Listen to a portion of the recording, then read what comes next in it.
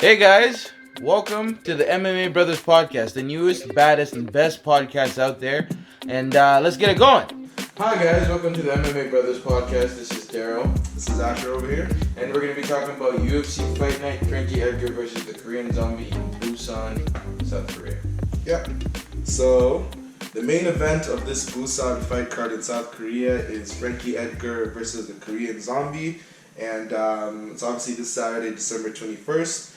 And we're going to break down the fights just on the main card. We're not going to go into the prelims. And we're going to tell you who we think is going to win for each fight. I'll give you my prediction and Daryl will give you his prediction. So we're going to start with the first one right here, which is Kang. Oh, alright, loads. There we go. We have Kang and Junyung. Very hard names to pronounce, but yeah, Kang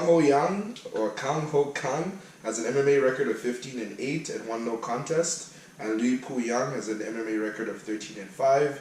One fighter's from South Korea, the other one's from China, and their stats seem to be the same in terms of their builds, same height, same reach pretty much, and same leg reach.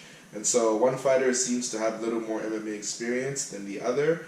To be honest with you, I can't even pronounce their names properly. I don't really know who these fighters are. Daryl, do you know much about these guys? I've got to love it with you guys. We're big UFC fans, but then again, as it's being hosted in South Korea, UFC wants to hit the South Korean crowd with South Korean fighters, and so there's always going to be one Asian fighters, in every fight. So we don't really know too much about these fighters. Do you mind scrolling down so we can see how they win by, and then maybe we'll base our decision off that. Mm-hmm. So as you can see, the fighter over here from South Korea looks like he's a submission artist, most likely a jiu-jitsu practitioner. And the other one more looks like he's a high-volume striker, plays the long game as his decisions, 46% come with it. And for me, I like guys who finish fights, so I'm most likely going to go with the South Korean fighter in this situation, seeing as he has more experience and he's finished a lot of them by submission, 73% of his wins. So I'm going to be going with the South Korean fighter on this one. Who do you have? Me too. I'm going to go with the Korean fighter because, with submissions, if you're getting hit, you're getting, clipped, you can always go for that takedown, you can always grapple, and you can always submit. A lot of the fighters actually champions have good submission games, and not all of them are just knockout punchers, so I'm going to go with the South Korean guy, because of his submission skills. Shorter average fight time as well, so I'm going to go out on a limb here and say this is a little bit of a snoozer, seeing as, the average fight time for one of them was 15 minutes, the other one was 13 minutes and 49 seconds. That doesn't sound too intriguing, but we're going to move on to the next fight. This includes Junyung Park, the Iron Turtle, it's a good name, versus Marc-Andre Barriault, if I said that correctly. And these guys, one of them's from Canada, the one of them's from South Korea, go Canada. Yeah. God. The Canadian comes in at 6'1", with the South Korean at 5'10", as you guys can see. They're fighting at 185. The stats are pretty similar, a couple inches here and there, nothing too specific. If you scroll up a bit, I just want to go into their record. Similar record, they both have had 13 pro fights, with the Canadian coming out with one more win versus the Iron Turtle having one more loss. So if you mind scrolling down a little bit to the bottom, we can get into how each fighter wins by, because I'm assuming you guys aren't really aware of these fighters as they aren't the biggest names. But it's good to learn, and next time they're on a fight card, we're going to see how they fight based off this experience. Based off this, once again, as I usually pick, I'm going with the guy. This is the most important thing. Because it strikes fear into your opponent, right? From my standpoint, if I know at any point he's going to turn my lights out if I make one simple small mistake, he's not going to want to take me down and submit me. No, it's finished. Like, you're getting TKO'd or KO'd 73% of the time. So, and he's had about, 11 wins? So he's TKO'd or finished about seven or eight people, give or take, right? Yeah. So I'm going to go with the Canadian in this fight. The South Korean's going to have the crowd behind him, but I bet you he's going to do Canada a good job and represent us well, and he's going to get the job done. Yeah, I'm going to go with the Canadian too, not just because we're Canadian, but the guy's taller, and he has a 2-inch reach advantage, and like Daryl said, having 73% of your wins by KO is insane. Like those are like Rumble numbers and Ganu numbers and stuff like that. It's it plays an effect on your opponent that you're fighting. And this is interesting. Asher's lived in both of these countries, so he has a little bit of leeway. He's got to pull with the South Korean I'm going to be like, I'm a Korean side, no, I'm a Canadian side, whichever I'm pulling, but I'm going Canadian. Don't worry, I'll get the Koreans later. Canada, best country in the world. Let's keep going. Alright, let's keep going. So next on the menu, we got Jourdain versus Mike Rodriguez. Yes, Mike Rodriguez was fighting in Dana White's fighting series. We've seen him fight there before. He's pretty good. He's good. He's a big guy, but the South Korean's coming in 6'4". It's a tall Korean. That's one tall Korean. He's got 11 wins, 2 losses. Slow Mo, as Mike's nickname is, as you can see, Slow Mike. Sorry. It's not the best nickname in the world. Burn slow, I guess, but he's got 10 wins, and the South Korean has got 11. He's from the United States, and they're fighting at lightweight, if you mind scrolling down. Oh, there's a heavy reach advantage in favor of the shorter fighter by 1 inch, but he has a 4-inch reach advantage. So he's going to keep that slow pace and jab him, keep him at a distance, and then see what he can work out. He's also got a significant leg reach, even though he's a shorter fighter. Once again, guys, we're going to go through this. Seeing as both of these guys are predicated on their knockout power, knockout prowess, you can see that it slowly inches in the favor of Slow Mike. Is that his name? It's a terrible nickname. Mike Rodriguez, yeah. I'll get you a new nickname, Mike. Okay. Mike Rod. I don't know, something. Mike Rod. But I'm going to be going with Rodriguez here. Once again, for me, it's just that little bit of fear in your head before the doubt creeps in. I gotta be on my game. I can't make any mistakes. I'm going to go with Rodriguez. South Korea, this is nothing against you guys. Your fight is just a little bit lower than the other fighters in terms of your records. Daryl's not picking any of the Koreans, if you notice. It's all good, but we're going to get through and keep going. Asher, what do you think is going to happen? I'm going with Hot Rod, Mike Rodriguez. Hot Rod. Okay, that's his nickname. I know nothing Hot about Rod, I got you, bro. Don't worry. Even though, I just took this in. Look at his reach. This is almost John Jones territory reach. I think John Jones is 84.5-inch reach advantage. This guy has 82.5. So, and we've seen some of his fights in the Contender Series on YouTube, the Dana White Contender Series, and winning your fights 80% by KO. I mean, their fight experience is relatively similar, even though the Koreans fight, KO percentage is 75%. Pretty much, this is one of those fights that might end in the first or second round. I don't see this going to decision based on both of their stats. So, I gotta go with Styles make fights. Styles make fights, but I think this is going to be an exciting fight, guys. So this is one to look out for. But we're going to move on to the next one. So the next one that we got on the menu here is Choi versus Charles Jourdain. Jourdain. Gotta work on the pronunciation. Bro, another Canadian on this fight card are crazy. So all I'm seeing is another Canadian, even though UFC website hasn't updated his record. I promise you, Dana White made this fight card for me. He hasn't had me in mind. Shut up. Anyways, Charles Jourdain, I guess his MMA record hasn't been updated. 14-2. I mean, if a fighter is 14-2, you most likely know that the other fighter he's going to be fighting is going to have a similar sort of record, unless he's a journeyman and he's got 13 and 12 or whatever. But similar stats. They're fighting in the 45 division. Gotta go South Korea, man.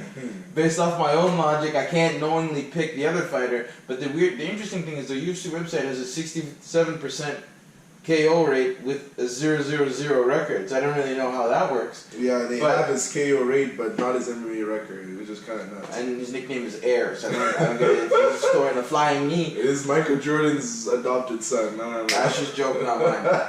So I'm going to go with the Korean with a 79% finish rate. He's fighting at 45. So he's going to bring that power. He's going to look for the finish, get the crowd hyped. There's going to be a lot of emotion. He's fighting in his home country. Canada. You know what? I think the Korean is going to win. But my decision will be the Canadian, once again. I'm going with Choi, because I actually have seen his fights before in the past. I think he fought Jeremy Stevens in one of the best UFC fights of all time. That fight was brutal. And Duho Choi can put on a good pace, and that's why you see that 80% KO rate. 79. Well, yeah. Yeah, I'm just kidding. Just nitpicking. Anyway, so 79% KO rate by Duho Choi. And yeah, I think I'm gonna go with him. I don't really have the MMA record like Daryl said of the Canadians, so it's kind of hard to say. But based on their physical stats being so close, I'm gonna go with Duho Choi just because I've seen more of his fights and I know how good he is. So we're gonna move on to the next one. This one we kind of know who this guy is. We got Volkan Oezdemir versus Alexander Rakic. Yeah, so we're going to talk about this one a little bit more greater detail just based off we've seen Volkan Oezdemir hit the pinnacle of the light heavyweight division. He fought for the belt, fought Quorum, and you know what happens DC, put it on him. You know what happens when you fight big boy, big belly, you got it done. The baddest man on the planet. But the guy is from Switzerland and Rakic is from Austria. The interesting thing is he's 6'6". That's a big boy. That's bigger than Jones, bigger than Gus, bigger than a majority of the light heavyweights, and he's 12-1. Hold up. Shout out to the guy that listened to our podcast in Austria, by the way. I don't know if you're taking this to this, but thank you, brother. Got you. He only comes in with a 78-inch reach, so I think he's a little bit alligator armed, maybe. It is a long reach, don't get me wrong. For 6'2", but it's pretty short. For 6'6". Oh, sorry, for the 6 foot, yeah, 6 foot. So if I would expect you to be above 80 minimum, because as Slow Mike had a 82.5 inch and he's 6'3", 3 inches taller and then less reach. So Oezdemir also has a 75 inch reach. So I'm gonna expect this fight to be fought in close quarters. Do you mind scrolling down a bit, Ash? As you can see, the Austrian has 75% win by TKO or KO. Oezdemir 73%. Having watched a lot of Volkan's fights, Volkan within the first round is the most dangerous, one of the most dangerous light heavyweights, in my opinion. You get caught with him, you're going to sleep.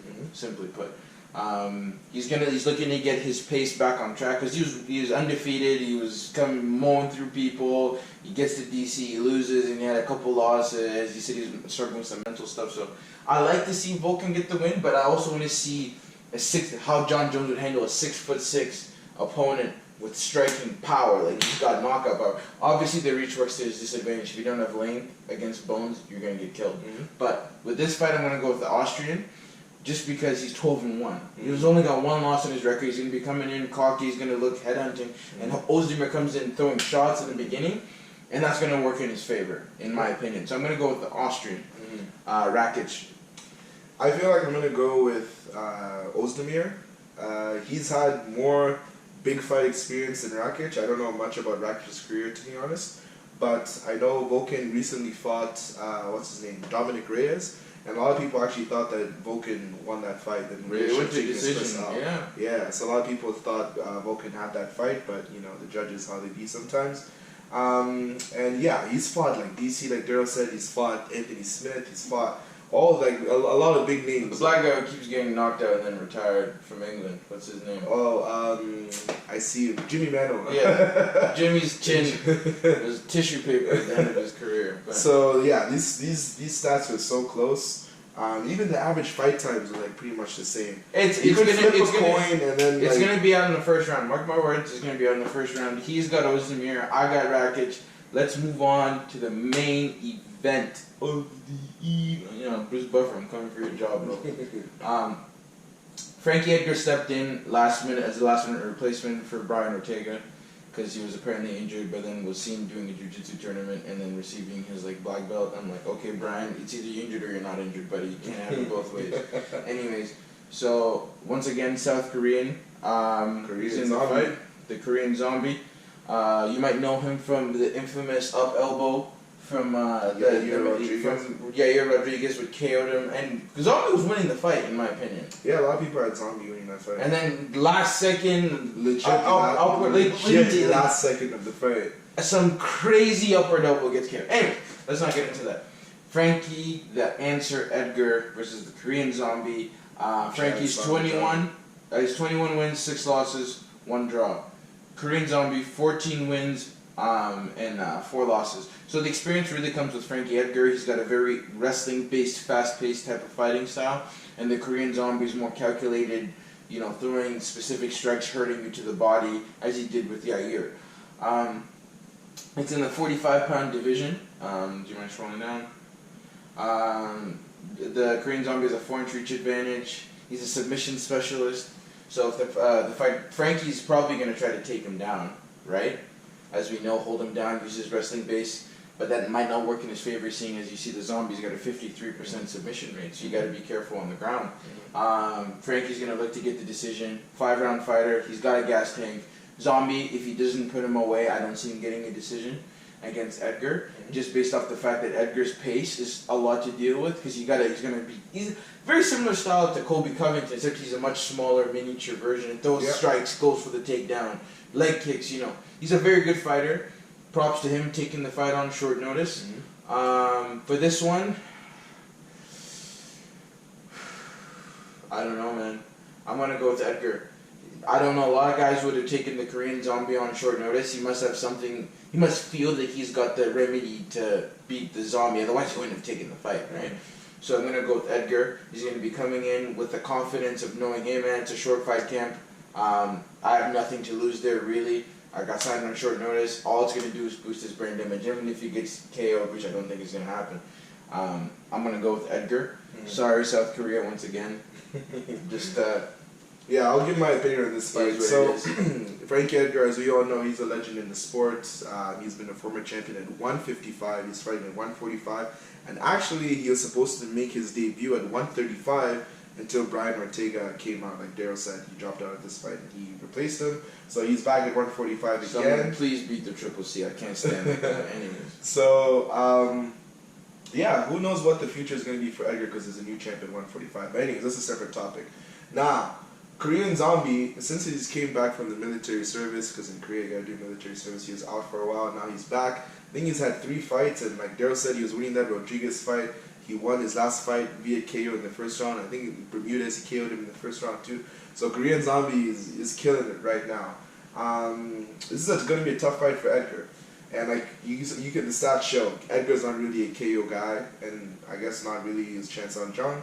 But more decisions for Edgar. Chan Sung Jung has more submission victories, but Edgar is more of a wrestler, so I feel like this kind of cancels each other out. I don't see Korean Zombie taking down Edgar and submitting him, so it's probably going to be a stand-up fight. Edgar's pressure, Korean Zombie's power. I'm going with Korean Zombie, not just because I live in Korea, but because he's got the better stats and he's probably going to win this fight. What do you guys think? Let us know. These are the MMA Brothers. Follow us on Instagram, MMA Brothers Pod. And what else you gotta say, Daryl? I gotta start an I Hate Asher Club. Like and subscribe to IHateAsher.com, and we'll see you guys on our next video. See you in the post-fight video. Later, guys.